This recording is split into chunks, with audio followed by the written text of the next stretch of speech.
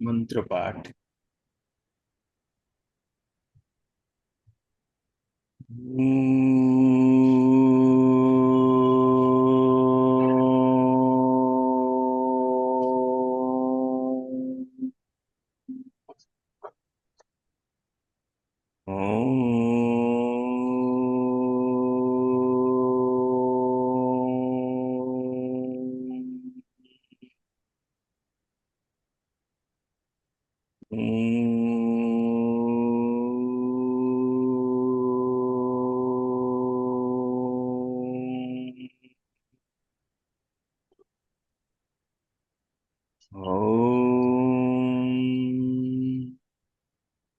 असतो मा सद्गमय तमसो मा ज्योतिर्गमय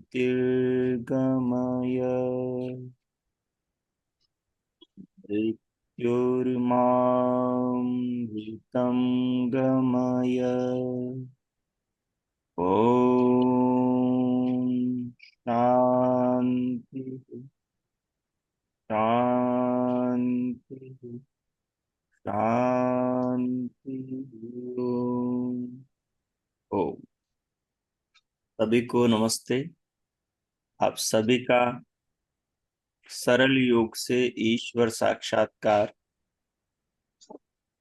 योग दर्शन की कक्षा में हार्दिक स्वागत है। जिनका भी म्यूट नहीं है वो म्यूट कर ले। सभी का ही है, म्यूट है लगभग। तो पिछली कक्षा में हमने योग दर्शन के समाधि पाद का 10वां सूत्र पढ़ा और 10वें सूत्र में हमने चित्त की चौथी वृत्ति निद्रा वृत्ति के बारे में समझा। निद्रा वृत्ति क्या है? जागृत और स्वप्न के दोनों अवस्थाओं का जिसके अंदर अभाव रहता है और उस अभाव का आलंबन आत्मा का, उस अभाव के साथ में आलंबन आत्मा का बना रहता है, उस चित्त की अवस्था का नाम निद्रा है। सूत्र था अभाव प्रत्यय आलंबना वृत्तिर निद्रा, अर्थात अभाव जागृत और स्वप्न अवस्था का जिस अवस्था में रहता है उस अवस्था का नाम निद्रा है। और जागृत और स्वप्न का अभाव किस अवस्था में रहता है? सुसुप्ति में, गहरी नींद में रहता है। इसलिए इस बात को विशेष रूप से ध्यान रखेंगे कि जागृत और जो स्वप्न है इन दोनों अवस्थाओं का पूर्ण रूप से अभाव रहता है निद्रा अवस्था के अंदर। निद्रा के अंदर न तो स्वप्न चल रहा होता, क्योंकि स्वप्न के बाद की और स्वप्न से पूर्व की जो अवस्था रहती है उस अवस्था को निद्रा अवस्था कहते हैं। और जागृत अवस्था का जहां पूर्ण रूप से अभाव रहता है। वैसे निद्रा को हम सब जानते हैं। हमने कल अच्छे से निद्रा के बारे में समझा भी कि निद्रा 3 प्रकार की होती है: सात्विक निद्रा, राजसिक निद्रा और तामसिक निद्रा। सात्विक निद्रा सत्वगुण के प्रभाव से होती है और वो निद्रा बहुत गहरी होती है। सुबह जब व्यक्ति उठता है तो प्रसन्न चित्त के साथ में उठता है, हल्के शरीर के साथ में उठता है, अपने आप को निर्भर और ताजा अनुभव कर रहा होता है।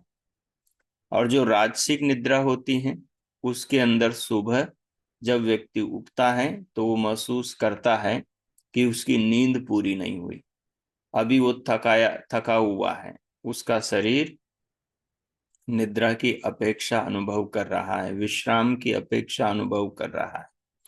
और जब तमोगुण की स्थिति हो, अर्थात जब निद्रा के अंदर तमोगुण हो, तो वैसी अवस्था के अंदर जब सुबह व्यक्ति उठता है तो अपने आप को भारी अनुभव करता है। पूरे शरीर को जकड़ा हुआ अनुभव करता है, अकड़न अनुभव करता है। ये तीन चीजों के बारे में, तीनों गुणों की, तीनों इन अवस्थाओं के बारे में जो निद्रा के अंदर होती है और जागने के बाद में मनुष्य अनुभव करता है, अनुभव करता है। इससे एक बात स्पष्ट होती है कि निद्रा के अंदर भी आत्मा चित्त को जानता है और निद्रा के भी संस्कार बनते हैं। क्योंकि निद्रा को यहाँ वृत्ति कहा। वृत्ति का मतलब जैसे अभी हमारी वृत्ति चल रही है, अभी हम सुन रहे हैं और देख रहे हैं, तो इस समय भी हमारी वृत्ति चित्त में चल रही है। मैं आपको देख रहा हूं, आपके स्क्रीन पर जिनके नाम आ रहे हैं उन्हें देख रहा हूं, आप मेरे फोटो को बोलता हुआ देख रहे हैं मुझे।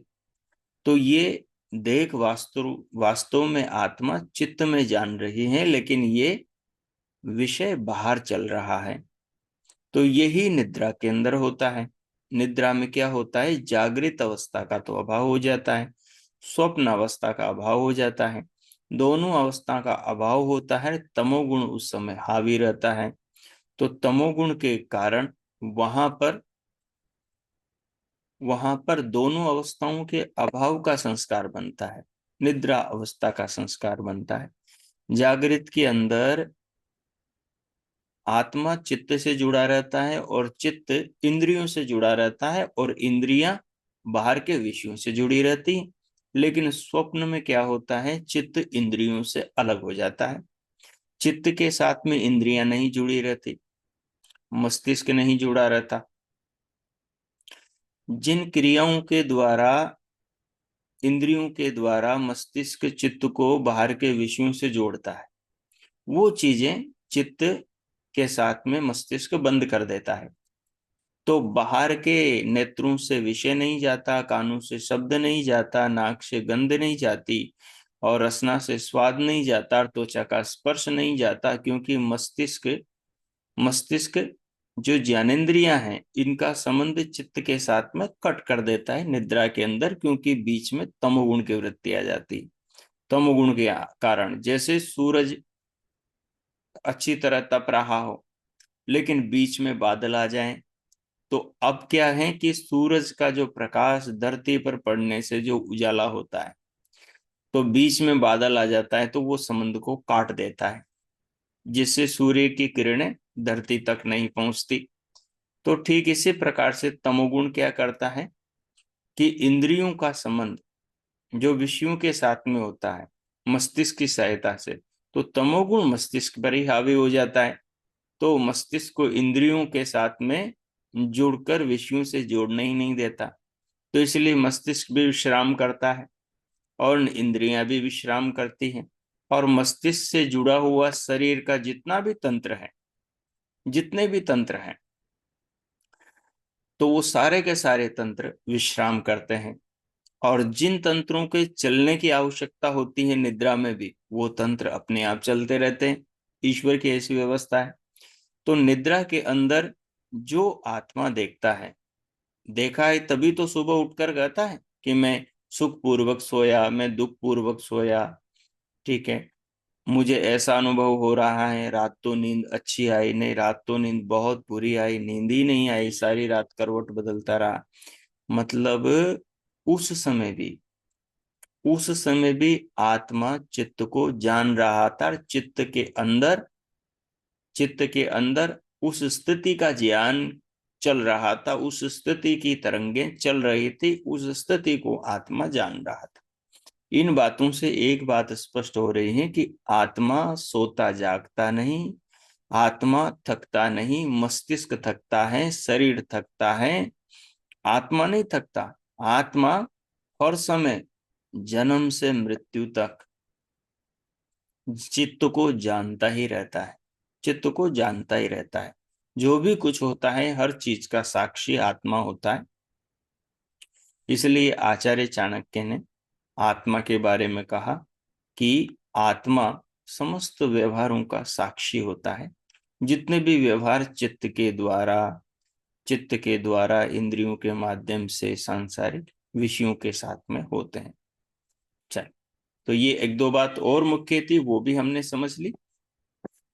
अब इसको संक्षिप्त में मैं दोहरा देता हूं, फिर उसके बाद में आज हम 11वां सूत्र देखेंगे, जिसके अंदर चित्त की 5 वृत्तियों में जो अंतिम वृत्ति बची है, जिसका नाम स्मृति वृत्ति है, उसको पढ़ेंगे।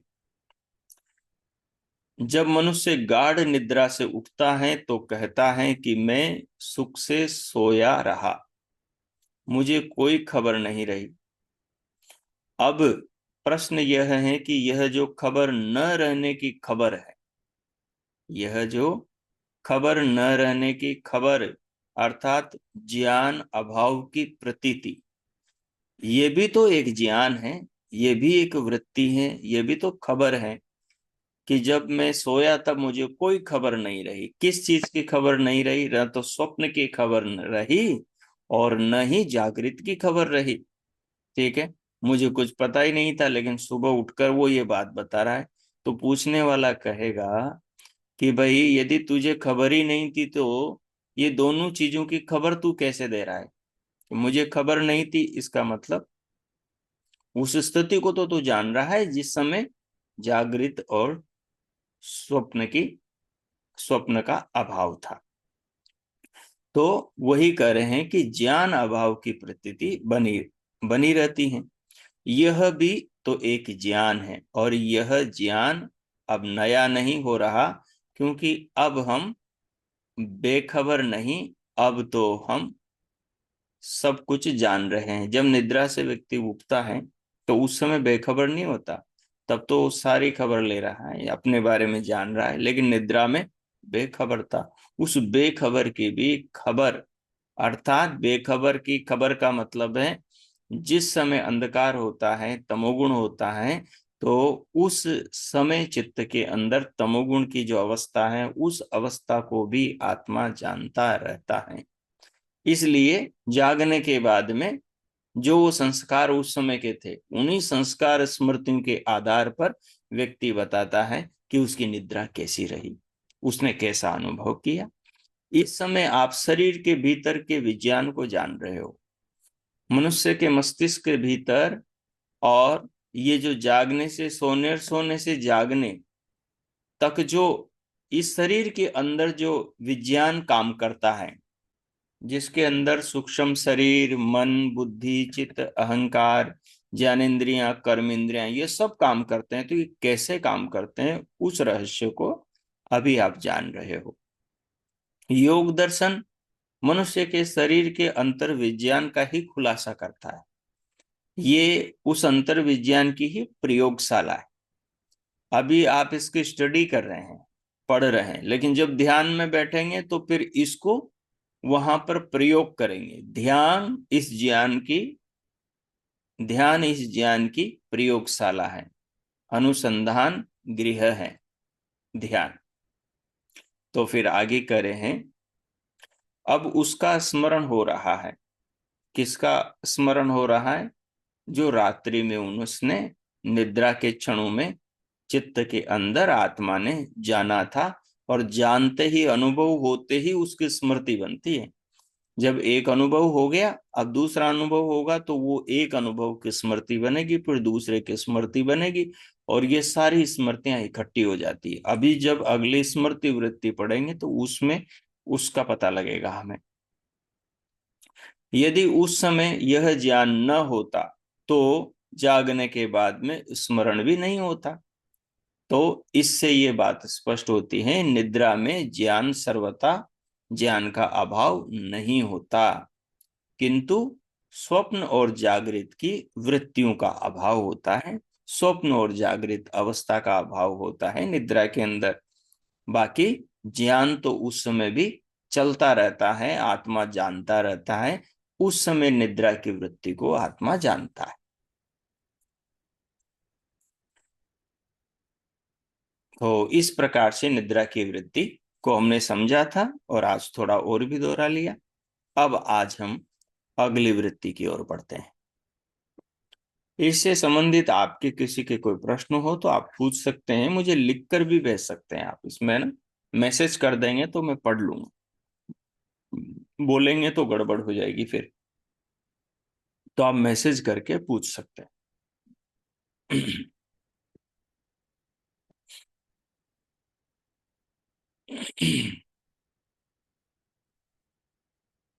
तो देखिए, अब अगला सूत्र है, अनुभूत विषया असंप्रमोष स्मृति ही। बोलिए मेरे साथ साथ। अनुभूत विषया असंप्रमोष स्मृति ही। अब करें अनुभूत विषय असंप्रमोष स्मृति ही। अनुभूत, अनुभूत किसको बोलते हैं? जो अनुभव हुआ हो, जो अनुभव हुआ हो। खाने का अनुभव होता है, नहाने का अनुभव होता है, कपड़े नए पहनकर आप बाजार में गए हैं उसका अनुभव होगा, और किसी से बैठकर आप बातचीत कर रहे हैं तो कैसा उसके साथ में बातचीत करते हुए आपको लगा, उसका अनुभव आपको होगा।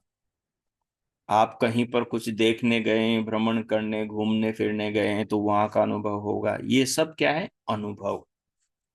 अनुभव, अभी भी आपको अनुभव कुछ हो रहा है, मतलब अनुभव कहते हैं ज्ञान को। ज्ञान को, कोई चीज खाकर क्या अनुभव हुआ, कहीं बैठकर क्या अनुभव हुआ, ध्यान लगाकर क्या अनुभव हुआ, ये सब चीजें, इनको अनुभव कहते हैं। पहाड़ी पर्वत पर कहीं गए हैं आप घूमने के लिए, तो वहां आपको पहाड़ों पर कैसा अनुभव हुआ, उसको अनुभव कहते हैं। अनुभव भी एक ज्ञान का ही नाम है। तो करें अनुभूत। अनुभूत, अनुभव यानी अनुभूत, जो अनुभव हुआ आपको, जो अनुभव हुआ उसको अनुभूत कहते हैं। विषय, जो अनुभव हुए विषय, असंप्रमोश, वो न चुराए हुए हो, उनकी चोरी नहीं हुई हो। स्मृति ही, उसे स्मृति कहते हैं। अब ये न चोरी हुई को सीधे शब्दों में, सरल शब्दों में समझेंगे तो, कि जो अनुभव हुआ है उस अनुभव को हम भूले ना हो, वो हमारी याद में बना है, उसको स्मृति कहते हैं। उसको स्मृति कहते हैं। अनुभूत विषया असंप्रमोश स्मृति ही। अनुभव किए हुए विषय का न चुराया जाना, न गुम हो जाना, न हाथ से निकल जाना, न स्मरण में आना, न चुराया जाना, और स्मरण में बना रहना, स्मृति है, उसको स्मृति कहते हैं। जब किसी वस्तु को अनुभव करते हैं तो उस अनुभव के चित्त पर संस्कार पड़ते हैं। जब हम किसी चीज को अनुभव करते हैं तो उसके संस्कार हमारे चित्त पर पड़ते हैं। आपने इमली खाई तो इमली का संस्कार पड़ेगा चित्त पर, और इस बात का पता तब लगेगा दोबारा जब इमली आपके सामने आ जाएगी, तो देखते ही आपकी रसना में पानी आ जाएगा, मुंह में पानी आ जाएगा। ये किसके कारण से आया? जो इमली का संस्कार पिछली बार खाई थी तब का पड़ा था, उसके कारण। आपने गुलाब का फूल सूंघा था, अब आज आपको कहीं से निकल रहे हैं और उस घर के अंदर गुलाब लगे हुए हैं, तो वहां से हवा के साथ गुलाब की सुगंध के कण दौड़ के आपकी ओर आ रहे हैं, और जैसे ही आपकी नासिका से आपके भीतर जाएंगे तो घ्राण इंद्रिय आपको बताएगी कि आसपास गुलाब के फूल हैं। तो ये पहचान कैसे की आपने, कैसे बोला, कैसे आपके दिमाग में आया कि ये सुगंध गुलाब की है? पिछली स्मृति, पिछले अनुभव के कारण से आया। आपने एक व्यक्ति को देखते ही पहचान लिया, अरे ये तो वो है, वहां मिले थे। ये किस आधार पर कहा? स्मृति के आधार। जब आप मिले थे तब आपने उस व्यक्ति को जाना, समझा, देखा, कैसा है, तो उसकी कद काठी, आकार प्रकार, उसका नाम, पता, उससे बातें जो कुछ हुई, वो सारे आपके चित्त में संस्कार के रूप में छप गया। अब दोबारा जब वो आकृति, वो व्यक्ति, वो आलम्बन आपके सामने आया तो झट से आपको पिछली सारी बातें याद आ गई। ये किसके कारण से आई? स्मृति के कारण से आई। तो कहते हैं अनुभव के चित्त पर संस्कार पड़ते हैं, उन संस्कारों से फिर स्मृति बनती है। अनुभव के सदृश ही संस्कार होते हैं और संस्कारों के सदृश ही स्मृति होती है। अनुभव के सदृश ही संस्कार होते हैं, जैसे अनुभव होते हैं संस्कार वैसे ही बनते हैं। अब आपने टमाटर खाया तो आपको अमरूद का संस्कार नहीं बनेगा। अगर आपने मिर्ची खाई और आपको गुलाब जामुन का संस्कार नहीं बनेगा। आपने खीर खाई और आपको लस्सी का संस्कार नहीं बनेगा। जो चीज आपने खाई, जो कपड़ा आपने पहना, जिससे आप मिले, उसी का संस्कार बनेगा। वही करें, अनुभव के सदृश, अनुभव के समान ही संस्कार बना करते हैं और संस्कारों के सदृश ही स्मृति। जैसे संस्कार बनते हैं उन संस्कारों से वैसी ही स्मृति आती है।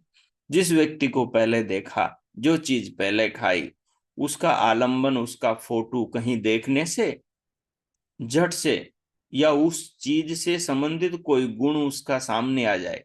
जैसे जलेबी कभी खाई, अब आज क्या है, जलेबी सामने तो नहीं आ रही, लेकिन जलेबी की खुशबू आ रही है, तो खुशबू से ही क्या है, जलेबी की याद आ जाएगी। अरे ये खुशबू तो जलेबी की। ये किस कारण से? ये स्मृति के कारण। देखो भगवान ने शरीर कैसा बनाया है मानव का। मनुष्य का शरीर विज्ञान से भरा हुआ है। जब ऋषि लोग इस शरीर के अंदर ध्यान समाधि के द्वारा उतरते हैं, इसके रहस्यों को समझते हैं, तो गदगद हो जाते हैं और घंटे समाधि में बिता देते हैं।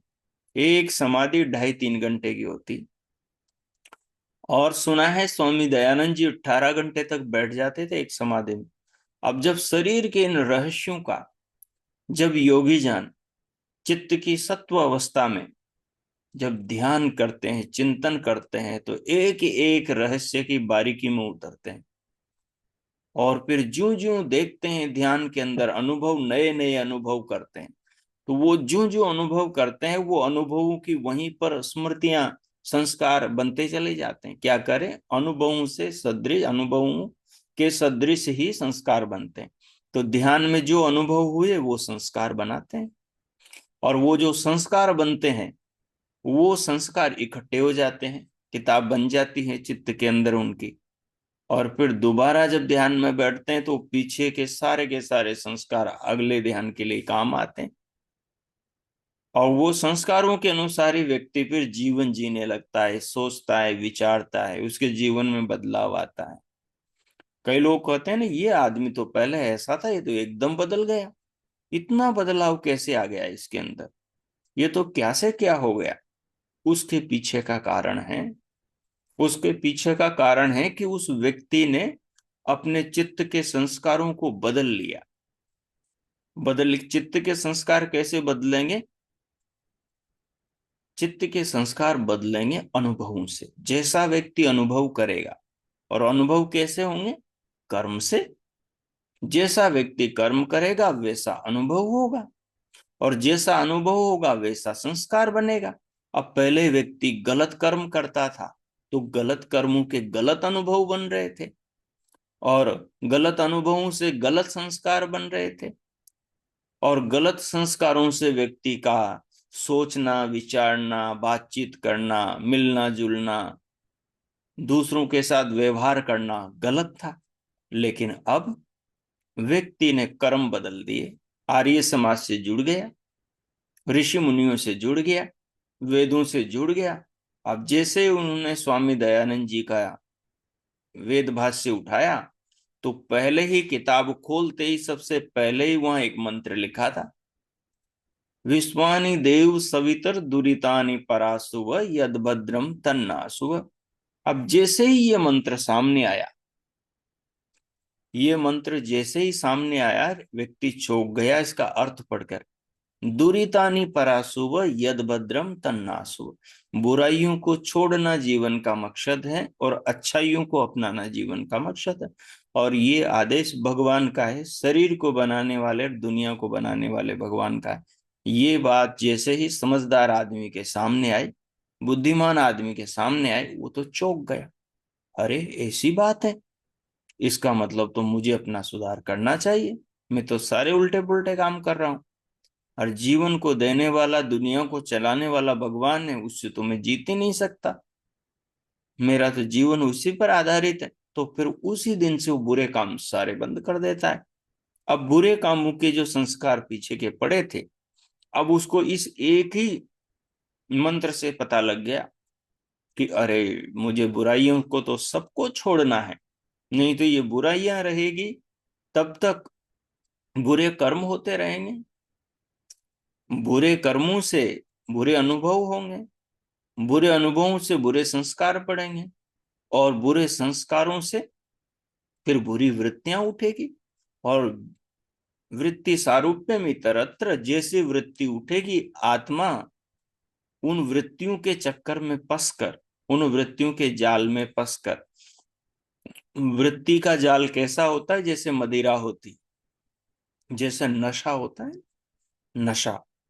तो वृत्ति एक प्रकार का नशा है। वो वृत्ति छलती है आदमी की आत्मा को, और वृत्ति जैसी होती है ना, आत्मा को बलात् उधर ही ले जाती है।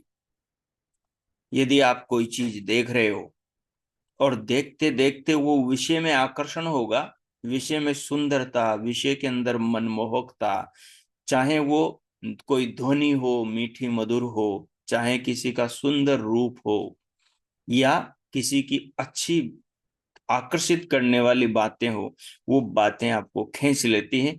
और वो बातें जिन चीजों की, जिन विषयों की हैं, उन विषयों में आपको डुबो देती हैं, जबरदस्ती ले जाती खींचकर। ये विषय का प्रभाव होता है, ये विषय का प्रभाव होता है। तो जब व्यक्ति ने स्वामी दयानंद जी के भाष्य को पढ़ा, और पहला ही मंत्र उसने उसमें पढ़ा, स्वामी जी ने हर अध्याय के आरंभ में लिखा, और वो पढ़ लिया, तो एकदम पता लग गया, अरे भगवान ने तो ये कहा है कि बुराइयों को छोड़ो और अच्छाइयों को अपनाओ, जीवन का सार तो यही, ज्ञान का सार तो यही है, और ये तो वेदों का सार है, ईश्वर का आदेश है।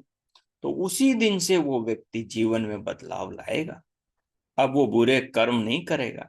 अब बुरे कर्म नहीं करेगा तो अच्छे कर्म करेगा। तो अच्छे कर्मों से अच्छे अनुभव बनेंगे, अच्छे अनुभवों से अच्छे संस्कार बनेंगे, और अच्छे संस्कारों से अच्छा ज्ञान बनेगा, और अच्छे ज्ञान से जो पीछे बुरे कर्म करके बुरे संस्कार बनाए थे, बुरा जो ज्ञान था, वो सारा ज्ञान कट जाएगा, वो सारा ज्ञान कट जाएगा। वो बुरे ज्ञान की प्रवृत्तियों को फिर ये अच्छा ज्ञान काट देगा।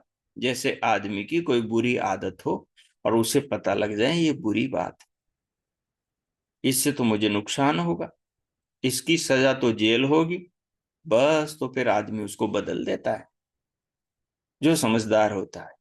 और मूर्ख तो फिर गलतियों पर गलती करते हैं, चोटें पर चोटें खाते हैं, दुखों पर दुख पाते हैं, और जन्मों पर जन्म पाते हैं, नरकों पर नरक पाते हैं, और लग 84 में भटकते रहते हैं।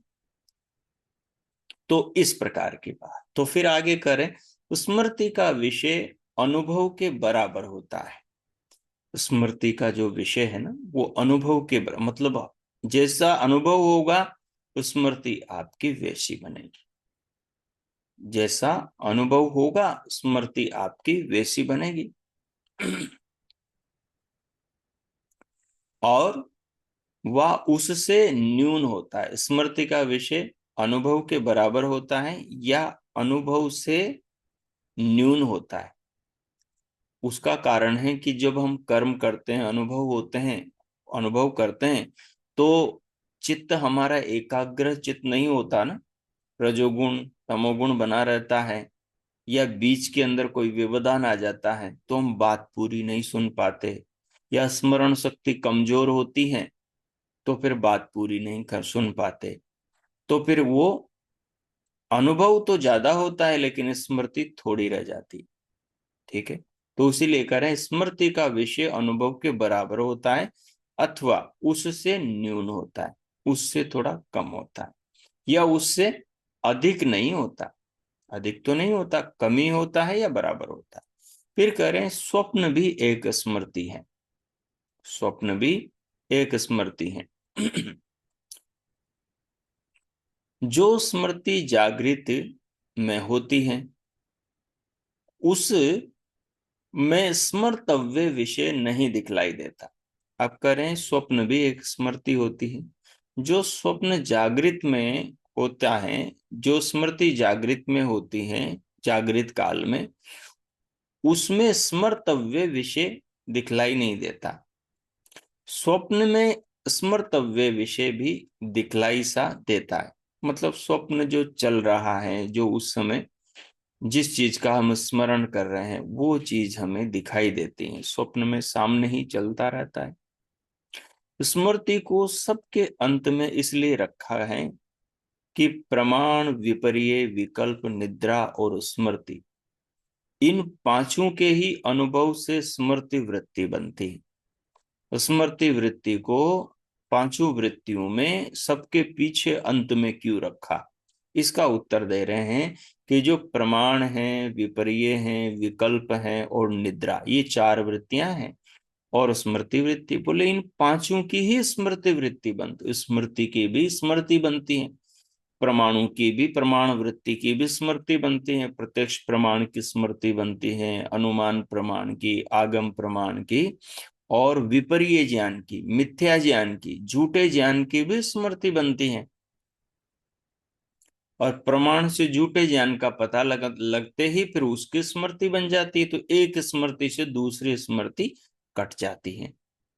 फिर उसी के अनुसार आगे कहा जो तीसरी विकल्प वृत्ति है उसकी भी स्मृति बनती,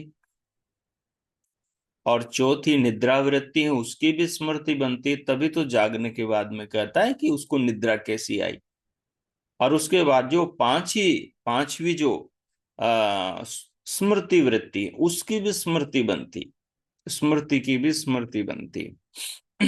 आपने कोई पीछे हुई घटना को ध्यान में बैठकर उसको विचारने लगे, आप सोचने लगे, सोचते सोचते आप खुश होने लगे, तो फिर उसकी वो स्मृति थी, वो स्मृति का एक संस्कार और पड़ गया तो वो डबल स्मृति हो गई, और डबल स्मृति हो गई। इस प्रकार से स्मृति से स्मृति बढ़ती जाती। तो आगे कह रहे हैं,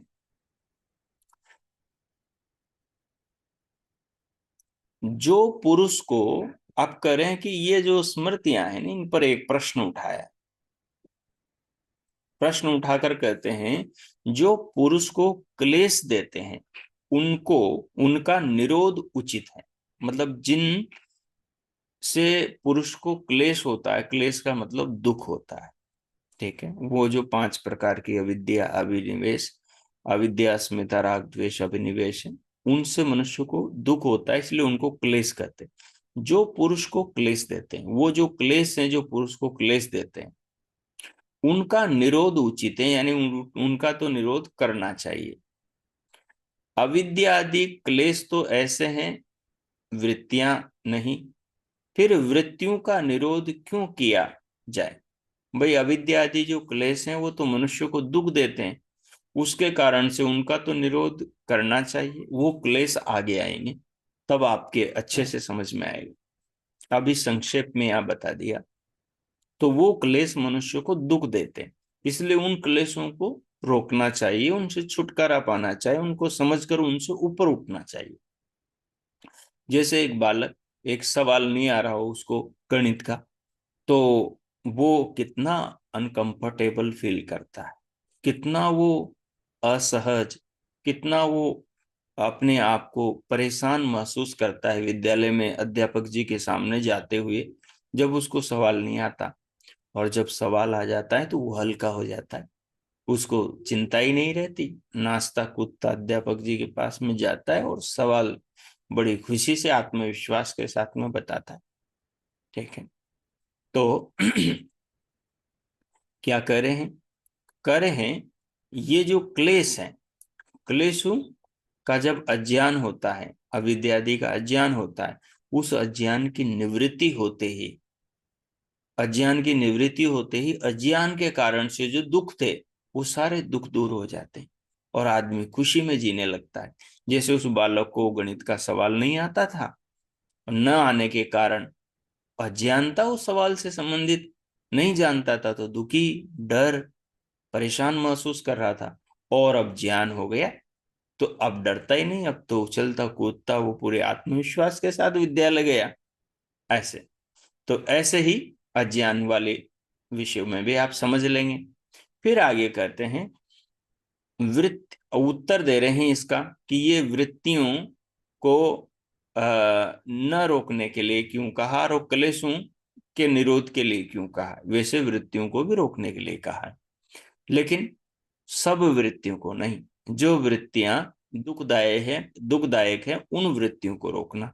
जो वृत्तियां क्लिष्ट है, हम पीछे श्लोक पढ़ा है कि वृत्तियों क्लिष्ट और अक्लिष्ट है।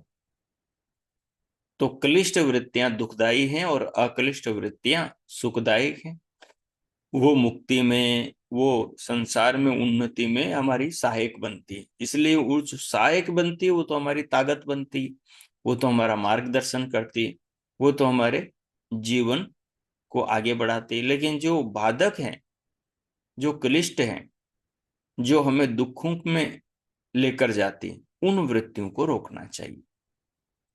तो देखिए, वृत्तियां तीनों गुणों के कारण सुख दुख मोह रूप होती। अब ये जो वृत्तियां हैं, पांचों वृत्तियां, प्रमाण वृत्ति, विपर्य वृत्ति और विकल्प वृत्ति, निद्रा वृत्ति और ये स्मृति वृत्ति, ये जो पांचों वृत्तियां हैं ये सुख रूप में भी होती हैं, सुखात्मक भी होती हैं, और ये दुखात्मक भी होती हैं, और ये मोह रूप भी होती है।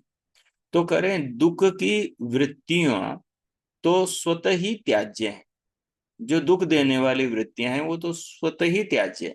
जैसे मान लो किसी व्यक्ति की स्मृति आपको दुख देती हो, किसी चीज किसी घटना की स्मृति आपको दुख देती हो, तो उसको तो छोड़ना ही ज्यादा ठीक है। उसको छोड़ना ही ज्यादा ठीक है। किसी चीज की याद आ जाती हो और उसके बाद में आदमी उस चीज से, कई लोग कहते हैं दिमाग इतना चलता है, सारी रात नींद नहीं आती, विचार ही विचार घूमते रहते हैं। मैं तो उस व्यक्ति को, उस घटना को भूलना चाहता हूं, लेकिन मैं भूल ही नहीं पाता।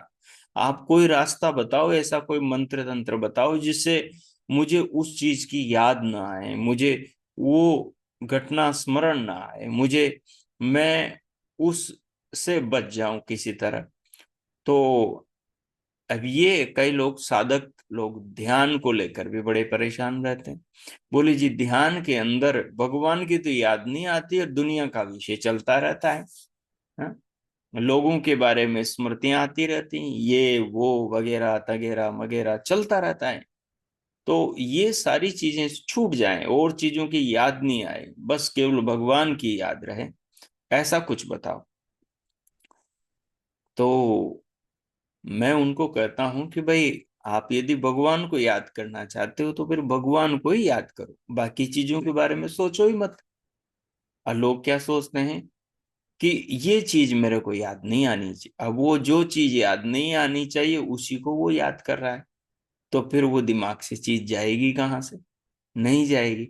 तो जिस चीज को छोड़ना है, जिसको अपने को याद ही नहीं कर, उसको याद नहीं करने के लिए तो सबसे अच्छा तरीका ये है कि जिसको याद करना है उसको याद करने लग जाओ, और जिसको याद नहीं करना है उसके बारे में सोचो ही मत, अपने आप वो दिमाग से निकल जाएगी, अपने आप दिमाग से निकल जाएगी। दिमाग क्या करता है, हम जिस चीज को छोड़ना चाहते हैं उसके बारे में सोचते हैं तो उसके जाके चिपक जाता है। वो एक बड़ी अच्छी कहानी आती, बड़े सरलता से ये बात उस कहानी से समझ में आ जाती। क्या था कि एक साधु थे, एक महाराज थे, आर्य समाजी थे, बुद्धिमान थे, दार्शनिक थे।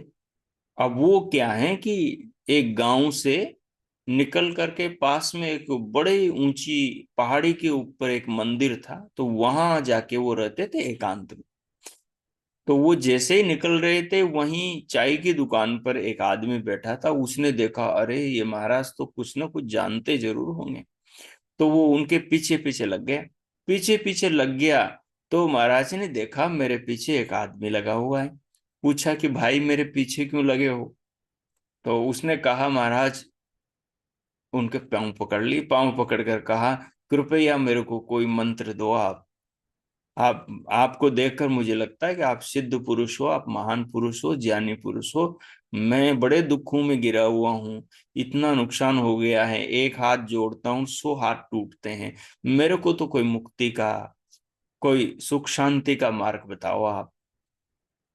तो महाराज ने कहा, बच्चा मैं तो कुछ नहीं जानता, मैं तो आर्य समाजी हूँ, हम तो सीधा सीधा काम करते हैं, हम ऐसा कुछ लोगों को गुमराह नहीं करते। बोले नहीं नहीं, जब तक आप नहीं दोगे तब तक मैं आपके पास से नहीं जाऊंगा। महाराज जी के पीछे पीछे लग गया। अब महाराज जी ने कहा थोड़ी देर चल चला करके थक जाएगा और वापस चला जाएगा। तो देखा कि वो पहाड़ी के ऊपर महाराज जी चले गए और वो पीछे पीछे ही आ रहा। अब बाहर जाकर वो महाराज जी तो मंदिर में जाकर बैठ गए। अब वो आदमी बाहर ही बैठ गए जाकर। तो फिर महाराज जी ने विचार किया, भाई इससे छुटकारा तो पाना पड़ेगा, नहीं तो ये पता नहीं रात में भी यहीं ठहर जाएं और कोई घटना घट जाए, डर जाए ये। तो इसलिए महाराज जी ने कहा कि ला कागज और पेन लेकर आ। तो कागज और पेन वो आदमी ले गया। अब महाराज जी ने अंदर जाकर कुटिया के अंदर पुड़िया बना करके उस कागज की उसके हाथ में दे दी और देकर कहा कि जा इसको ले जा और रोजाना रात में बैठ करके ना 2-3 घंटे इसका जाप करना, तो सिद्धि तुझे हो जाएगी। अब वो भी आ, वो उसको ले गया और उसको लेकर चला गया। वो मन तो उस कागज को लेकर चला गया। जाकर जैसे ही उतर रहा था सीढ़ियां मंदिर की, काफी बहुत सारी सीढ़ियां थी, 1,000 के आसपास होंगी, बहुत टाइम लगना था। तो उतरते उतरते आधी सीढ़ियां उतर गया था। उतने में महाराज जी को लगा कि ये फिर से नहीं आ गया तो फिर क्या करेंगे, ये फिर आ गया तो वापस। तो इसलिए महाराज जी ने दूर से कहा, अरे बच्चा रुकना, एक चीज मैं भूल गया। क्या भूल गए?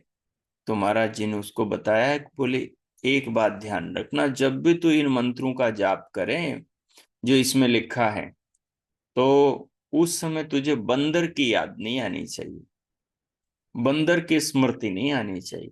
तुझे ये याद करते हुए बंदर याद आ गया तो समझ लेना कि फिर तेरे मंत्र की सिद्धि नहीं होगी। उसने कहा, अब तक मुझे बंदर याद नहीं आया। बंदर क्यों याद आएगा मुझे, आप चिंता ही नहीं करो। तो वो तो जैसे सीढ़ियां, 500 सीढ़ियां बची थी, अब वो सीढ़ियां उतरने लगे। अब वो बंदर दिमाग से निकले ही नहीं, क्योंकि महाराज जी ने क्या कहा कि बंदर याद नहीं आना चाहिए। अब वो बार बार वो बंदर, वो को बंदर क्यों याद आएगा, तो याद तो आ रहा है। अब बंदर तो मुझे पहले याद नहीं आया, अब क्यों आया, तो याद तो कर रहा है। क्योंकि जिस चीज को हम दिमाग से निकालना चाहते हैं, हम यदि उस चीज को याद कर रहे हैं तो हम दिमाग में तो उस चीज को डाल ही रहे हैं। तो वो बंदर को न चाहता हुआ बंदर से लगातार जुड़ा रहा। थोड़ी देर के अंदर बंदर के विचारों से वो ऐसा भर गया कि उसे लगने लगा कि उसके पीछे बंदर चलने लगे, उसके आजू बाजू बंदर आ गए। और घर गया, दरवाजा बंद किया, तो फिर उसको बार बार ऐसा लगने लगा कहीं बंदर मेरे मकान के ऊपर तो नहीं बैठ गए, कई बंदर उधर। तो अब महाराज जी ने तो पहले ही कहा था कि भाई यदि बंदर याद आ गया तो फिर उसके बाद में सिद्धि नहीं होगी मंत्र की। तो अब तो फिर उसने छोड़ ही दिया। ऐसा ही होता है, यदि किसी बच्चे को भूत के बारे में डरा दिया हो ना, किसी को अच्छे से उसको ज्ञान नहीं हो भूत प्रेत का, और उसको डरा दिया हो, और वो एकांत जगह पर कोई बच्चा, बूढ़ा, जवान, कोई भी आदमी हो, तो फिर उसको ज्यादा उसी की याद आएगी। तो इसलिए जिस चीज को विसारना है, जिस चीज को भूलना है, जो चीज आपको तकलीफ देती है, उसको याद ही मत करो। याद ही मत करो। किसको याद करें? जिसको आपको याद करना है उसको करो, तो अपने आप वो निकल जाएगा। हाँ, तो इस प्रकार से जो यहाँ ये बात कर रहे हैं कि दुख की वृत्तियां तो स्वतः ही त्याज्य हैं। दुख देने वाली जो वृत्तियां हैं वो तो वास्तव में त्यागने लायक हैं, उनको तो छोड़ दो, उनको याद ही मत रखो। पर सुख की वृत्तियां भी, सुखों के साधन विषयों में राग उत्पन्न कराती। भाई दुख की वृत्तियां तो याद करने लायक नहीं, लेकिन जो सुखों की वृत्तियां हैं, जिनसे सुख मिला हो, तो वो वृत्तियां तो याद रहती हैं, बार बार उन वृत्तियों को व्यक्ति याद रखता है, बार बार उनके बारे में सोचता विचारता है। जिन विचारों से, जिन व्यक्तियों से जो घटनाएं घटी हो, वो घटनाएं सुखदायक हो तो उन्हें बार बार याद करता है। तो कह रहा है ये घटनाओं को बार बार याद करने से जो सुख मिलता है, इस सुख से राग पैदा होता है, इससे राग की वृत्तियां बनती है, इससे राग के संस्कार पड़ते हैं, इससे राग का कर्माशय बनता है, इससे रागात्मक वासना बनती है। और ये जो राग जिस चीज के बारे में बनेगा, तो ये उस चीज की ओर आपको खींच कर ले जाएगा। इसलिए सांख्य दर्शन में महर्षि कपिल ने कहा कि ये जो दुनिया है, ये सृष्टि है, ये राग और द्वेष के कारण ही बनती है। संसार में जन्म मनुष्य का राग और द्वेष के कारण ही होता है, राग और द्वेष के कारण ही होता है। इसलिए इसलिए जो अच्छी वृत्तियां हैं वो राग उत्पन्न कराती, और उन विषयों की प्राप्ति में विघ्न डालने वाले पर द्वेष उत्पन्न कराती।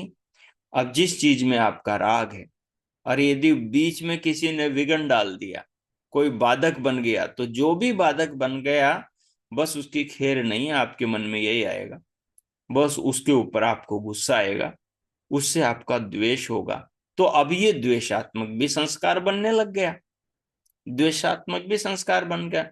तो इसलिए जो जिन वृत्तियों से दुख मिलता है, उन वृत्तियों से और उन वृत्तियों से और उन साधनों से व्यक्ति का द्वेष होता है, और जिससे सुख मिलता है, जिससे सुख मिलता है, उसमें व्यक्ति का राग होता है। जिनसे सुख मिलता है उसमें कोई बाधक बनता है, तो उस बाधक से, दुख का कारण बनने वाले से व्यक्ति का द्वेष होता है। तो इस प्रकार से ये राग द्वेष तो चलता रहता है, वृत्तियों के कारण से, वृत्तियों के कारण से उत्पन्न होता है। फिर कहा, इस कारण वे भी क्लेश देने वाले बन जाते हैं। ये वृत्तियां भी, राग और द्वेष क्लेश हैं, और मोह वृत्ति अविद्या रूप होने से शोक आदि सारे दुखों का मूल है। और जो मोह है, सबसे खतरनाक मोह है। इसलिए मोह को शास्त्र के अंदर क्या कहा, साक्षात अविद्या कहा। अविद्या वहां पर समझाया कि अविद्या, अस्मिता, राग द्वेष, अभिनिवेश, ये जो चार हैं ये बच्चे हैं, और इनकी माँ कौन है, अविद्या है। तो ये क्या करें, ये जो मोह है ये माता है, ये मोह क्लेशों की माँ है, ये मोह सबकी प्रजनन भूमि है, ये मोह सबका मूल है। इसलिए मोह को साक्षात अविद्या कहा। जिस व्यक्ति में आपका मोह हो, जिस वस्तु में, धन में, मकान में, वस्तु में, कपड़े में, जिस चीज में आपका मोह हो, वो मोह आपके अंदर डाह पैदा करता है, वो मोह आप में ठंडा दर्द पैदा करता है। मोह आदमी को बहुत रुलाता है, मोह आपको बहुत तड़पाता है। इसलिए कहा मोह साक्षात अविद्या। अब इस मोह को दूर कैसे किया जाता है, वो आगे विस्तार से बताएंगे।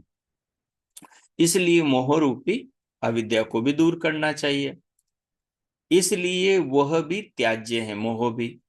हाँ, जब शुद्ध सत्व के प्रभाव से राग द्वेष से शून्य वृत्तियां उत्पन्न होती, जब शुद्ध सत्व यानी सत्व गुण के प्रभाव से, ठीक है, ज्ञान के प्रभाव से, विवेक के प्रभाव से, वैराग्य के प्रभाव से, जब शुद्ध राग द्वेष से शून्य वृत्तियां उत्पन्न होती हैं, तो वे त्याज्य नहीं हैं। वह तो योग की अवस्था है, वह तो योग में सहायक बनती है, वह ज्ञानी की अवस्था है। और इसी अवस्था में महापुरुष जगत का कल्याण करते हैं। जो अच्छी वृत्तियां हैं, उन अच्छी वृत्तियों के संपर्क में रहकर जो महापुरुष हैं, वो समाज का, राष्ट्र का, विश्व का कल्याण करते हैं, सबके भले का कार्य करते हैं। वो अच्छी वृत्तियां ही उनका आत्मबल, वही उनको शक्ति, शांति, सुख और आत्मविश्वास और आगे बढ़ने का साहस देती। इसलिए जो अच्छी वृत्तियां होती हैं, जो सत्व की प्रधानता से बनती हैं, जो ज्ञान, विवेक, वैराग्य से बनती हैं, जो अच्छे कर्म करने से, अच्छे अनुभवों से उत्पन्न होती है। पर हाँ, इस अवस्था से भी ऊपर एक अवस्था है जहां आत्मा सारी वृत्तियों के संबंध से अलग होकर अपने स्वरूप में अवस्थित होता है। वही अवस्था इस पहली अवस्था को दृढ़ करती। क्या कह रहे हैं? जहां आत्मा सारी वृत्तियों के संबंध से अलग होकर अपने स्वरूप में अवस्थित होता है, ऐसी एक अवस्था है जो इन वृत्तियों से भी ऊपर है। वही अवस्था इस पहली अवस्था को दृढ़ रखती है। यानी महापुरुषों में जो अच्छे विचार होते हैं, उन अच्छे विचारों को वो जो आत्मा की अवस्था है, अनुभूति है, वो दृढ़ रखती है। व्यक्ति को जब विवेक हो जाता है, सही ज्ञान होता है, तो फिर मानव भटकता नहीं, वो सबके कल्याण, सबके मंगल, सबके उन्नति की राह पर चलता है। फिर आगे क्या करें? जिससे आत्मा इस जगत में विचरता हुआ भी पद्म पत्र की न्याय निर्लेप रहता है। अब क्या बात कही कि जब ये अच्छी अवस्था विवेक ज्ञान की बनी रहती है, तो आत्मा शरीर में रहता हुआ इस संसार के अंदर कैसा रहता है? कैसे रहता है? इस संसार के अंदर वो पद्म पत्र इव, पद्म पत्र यानी कमल के फूल का पत्ता होता है ना, कमल का पत्ता, वैसे वैसे रहता है। वो पानी में रहता है, लेकिन जैसे ही उठाओगे ना, तो पानी एक तरफ और वो एक तरफ रह जाएगा। तो ऐसे ही जो योगी, ज्ञानी, सन्यासी, मुक्त आत्मा, जो तपस्वी होते हैं, जो ध्यान में आत्मा, परमात्मा, प्रकृति को जान लेते हैं, जो जड़ चेतन को पृथक समझ लेते हैं विवेक ख्याति द्वारा, वो व्यक्ति जब संसार छोड़कर जाते हैं, तो जैसे कमल के उस पत्ते को उठाओगे तो सारा पानी नीचे गिर जाता है, उसके साथ एक बूंद भी नहीं आती। ऐसे ही ये संसार की सारे जो वृत्तियां, संसार के सारे कामों के, ये सब सब वो योगी की आत्मा जाती, सबको पीछे छोड़कर चली जाती। किसी की राग, किसी की आसक्ति उसमें नहीं रहती कि जो उसको संसार में वापस खींच करके लाए, जो संसार में उसको वापस मोड़ करके लाए। इस प्रकार की स्थिति बनती है। आत्मा के स्वरूप के चिंतन से इन वृत्तियों को जानने, इनमें सात्विक वृत्तियों को बनाए, अच्छे ज्ञान की वृत्तियों के द्वारा आत्मा की ओर बढ़ता है, आत्मा की अनुभूति से इन वृत्तियों को स्थिर रखता है, और अंत में इनको भी छोड़ देता है, और इतनी ऊंची अवस्था बन जाती है कि कमल के पत्ते के समान। और जब शरीर छोड़ता है तो सीधा मुक्ति को, ईश्वर को प्राप्त करता है, क्योंकि वह अपने स्वरूप से बाह्य जगत की ओर और बाहिर से अपने स्वरूप की ओर स्वतंत्रता से आ जा सकता है। कौन? जो ज्ञानी होगा, जिसको अंदर और बाहर का दोनों जगत का पता है। अंदर का यानी शरीर के भीतर की दुनिया, अंदर के जो यंत्रों का कार्यकलाप है, कैसे सोचते हैं, कैसे क्या कुछ होता है, जो भीतर क्या सारा विज्ञान है, उसको जानने वाला है वो, और बाहर दुनिया को जानने वाला है वो। भीतर से बाहर, बाहर से भीतर, वो दोनों को संतुलन में रखता है, क्योंकि वो दोनों का ज्ञान रखता है। साधारण आदमी को ज्ञान नहीं होता, तो वो बाहर की दुनिया का ज्ञान रखता है और भीतर विषयों के जाल में पिसता रहता है। तो इस प्रकार से हमने यहाँ आकर ये पांचों वृत्तियों को समझ लिया है। अब जो स्मृति वृत्ति है, इसके बारे में और कुछ विशेष होगा तो उस पर कल बात करेंगे। अब इन वृत्तियों का निरोध कैसे किया जाता है, उसका तरीका अगली कक्षा में हम जानेंगे। तो आज की इस कक्षा से संबंधित अब आप में किन्हीं का कोई प्रश्न हो तो अब आप पूछ सकते हैं। सबसे पहले सुनीता माता जी ने कुछ पूछा था, और मेरे को, मैं सब में नहीं जानता कि कौन का क्या आयु वर्ग है, तो या तो जो भी नए लोग जुड़ रहे हैं वो व्हाट्सएप पर एक बार संपर्क करके एक अपना परिचय भी दें, ताकि मुझे पता लग जाए कि कौन क्या है, किनको क्या संबोधन किया जाए। तो पूछिए, जिनका जो प्रश्न है, स्वागत है। आचार्य जी नमस्ते। पूछिए।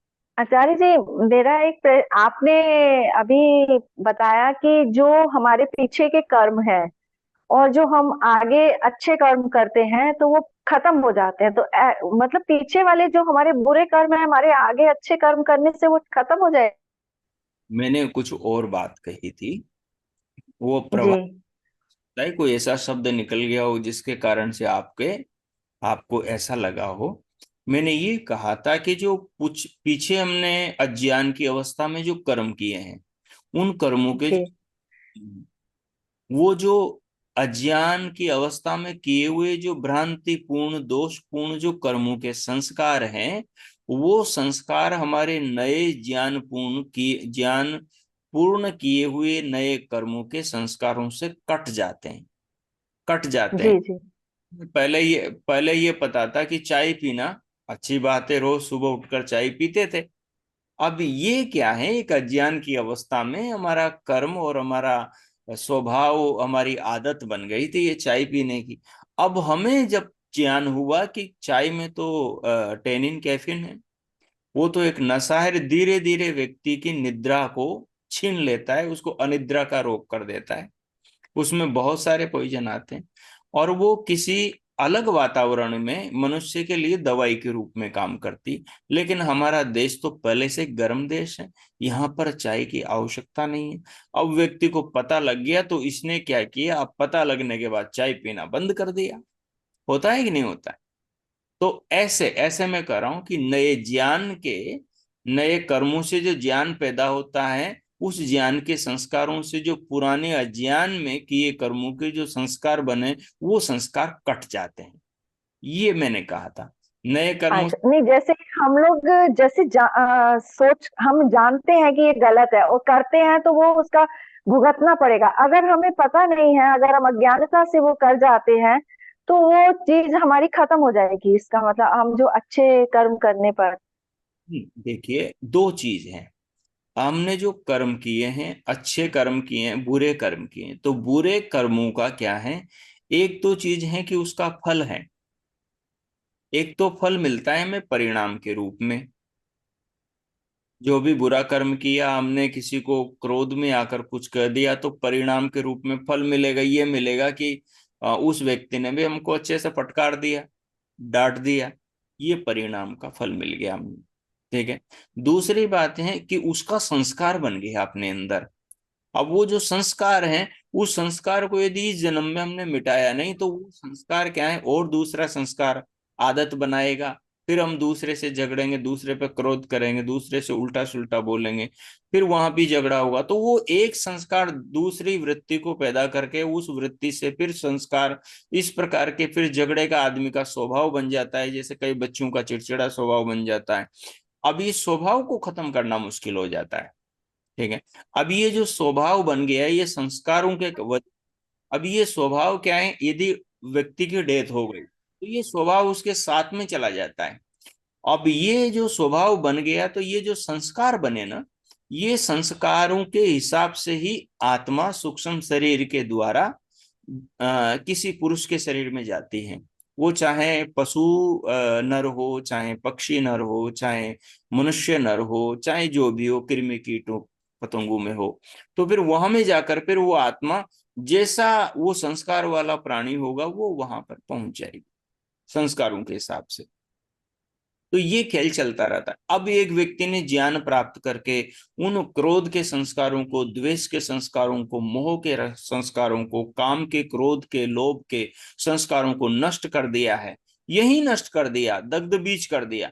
तो अब वो संस्कार तो यही खत्म कर दे। अब वो संस्कार उसको फल क्या देंगे?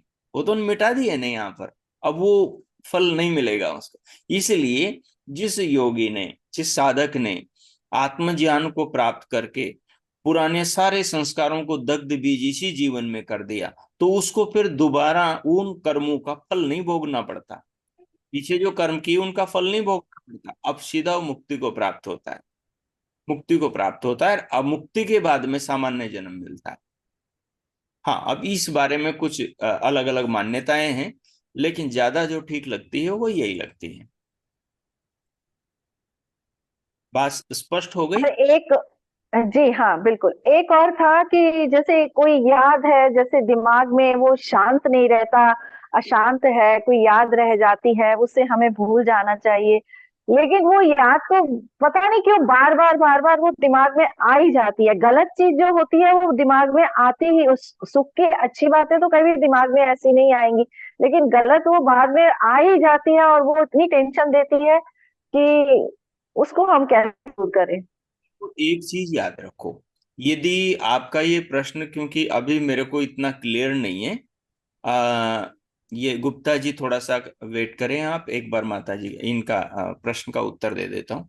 जो आप कह रहे हैं, अब ये यदि व्यक्ति से संबंधित समस्या है, किसी व्यक्ति का बुरा व्यवहार आपके साथ हुआ और वो दिमाग से जा नहीं रहा, तो उसका तो सरल तरीका है, माफ कर दो। आपका जो माइंड है ना, ये दिमाग एक अपनी इसकी जो काम करने की जो इसकी जो थ्योरी है, काम करने का जो तरीका है, वो थोड़ा भिन्न है। इसको समझने की जरूरत, आप माफ कर दो। आपके साथ हजार उस व्यक्ति ने बुरा किया हो, व्यक्ति ने किसी ने भी, तो आप उसको माफ कर दो। माफ करने के बाद में दिमाग हल्का हो जाएगा और वो व्यक्ति याद ही आना, धीरे धीरे याद ही नहीं आएगा। ये करके देखिए। लेकिन माप हम तब कर पाते हैं जब हम अच्छे से चिंतन कर लें, तत्व चिंतन थोड़ा सा हो जाए कि व्यक्ति सामने वाले की गलती थी, उसकी अपना ज्ञान है।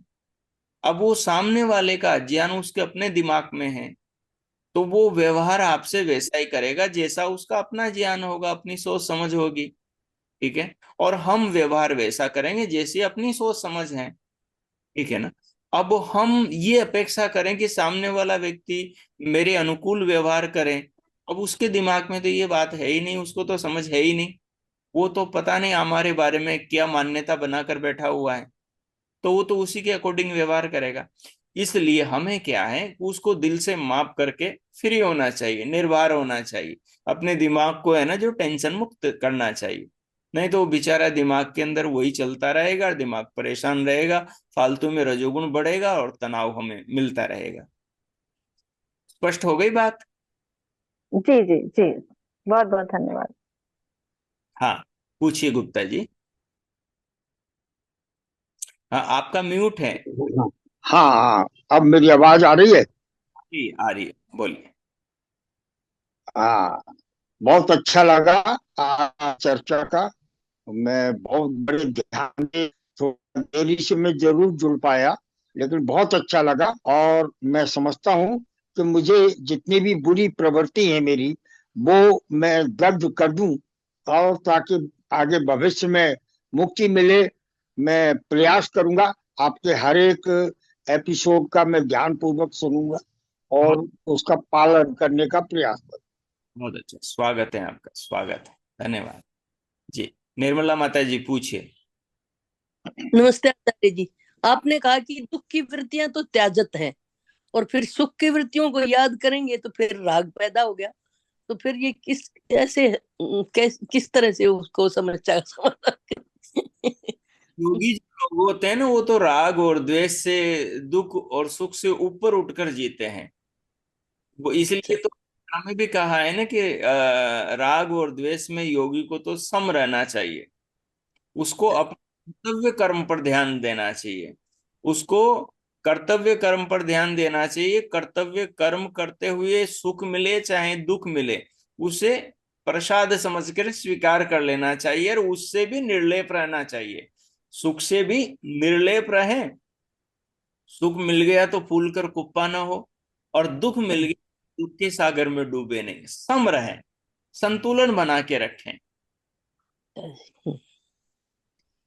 मतलब अविद्या दूर करनी, ये अविद्या दूर करनी है हाँ, जो बिना आपने, काम नहीं होगा। कि ठीक। सुख में दुख नहीं महसूस करें। हाँ हाँ, बहुत धन्यवाद आचार्य। और बिल्कुल आपने बहुत अच्छा समझा दिया। हाँ। और किन्हीं का हो तो हाथ उठाए। ओम। ओम नमस्ते आचार्य जी। माता जी। आचार्य जी, जी माता। आपने निंद्रा का बताया ना, निंद्रा वृत्ति का। निद्रा तो वृत्ति। निंद्रा, हाँ जी, तो हाँ। निंद्रा वृत्ति में सात्विक बताया, सात्विक वृत्तियों का, हम्म। और तमोगुण का, और रजोगुण का कैसे बताया था?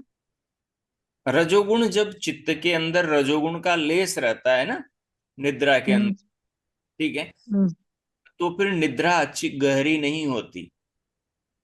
अच्छा। गहरी नहीं होती क्योंकि रजोगुण का काम है चंचलता, रजोगुण का ना काम है प्रवृत्ति, रजोगुण का काम है हलचल पैदा करना, गति पैदा करना, एक अवस्था एक स्थिति को ठहरने नहीं देना, उसको इधर उधर डुलाते डुलाते रहना। निद्रा हाँ, जो, जैसे बीच में नींद टूट जाती है, खुल जाती है, बार बार नींद आना जाना ऐसे होता रहता है। वो रजोगुण के कारण से होती है। जिनको गहरी नींद नहीं आती है ना, हाँ। उनके उनके अंदर समझो कि रजोगुण की अधिकता है, रजोगुण का लेस है, यानी रजोगुण की मात्रा है, यानी रजोगुण का प्रभाव है। रजोगुण की अधिकता कैसे होती है आचार्य जी फिर? रजोगुण की, ये तो हमारे चिंतन से, हमारे खान पान से, हमारे जीवन शैली के कारण से और हमारे संस्कारों के कारण से होते हैं। हम्म।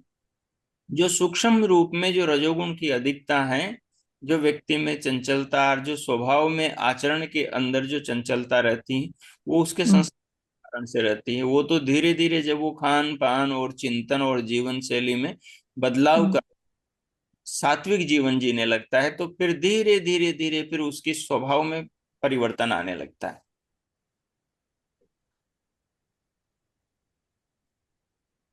अभी आप बता रहे थे ना कि उसमें दुख में रह के सुख को ढूंढो, पर अपनी जो है वो भूल जाओ।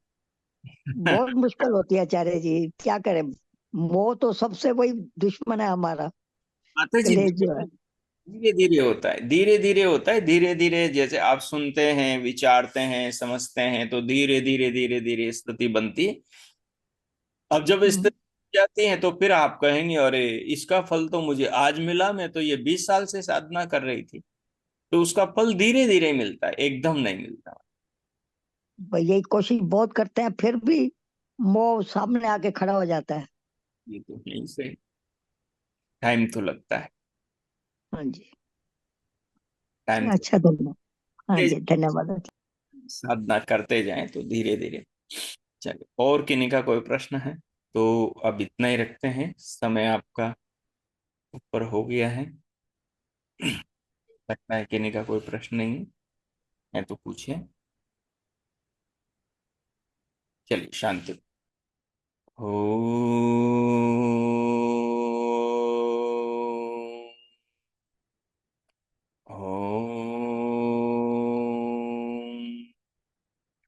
ओम शांति, शांति, शांति। ओम। ओ, सभी को नमस्ते, धन्यवाद। ओ, नमस्ते आचार्य जी। नमस्ते जी। नमस्ते आचार्य जी, बहुत बहुत धन्यवाद। नमस्ते जी। कल कितने बजे हो क्लास शुरू करेंगे? हाँ, ये 7 बजे शुरू होती हैं। जैसे ही हमारे 20-25 लोग हो जाते हैं, 20 लोग कम से कम हो जाते हैं, हम शुरू कर देते हैं। लोग शुरू का समय 7 बजे है।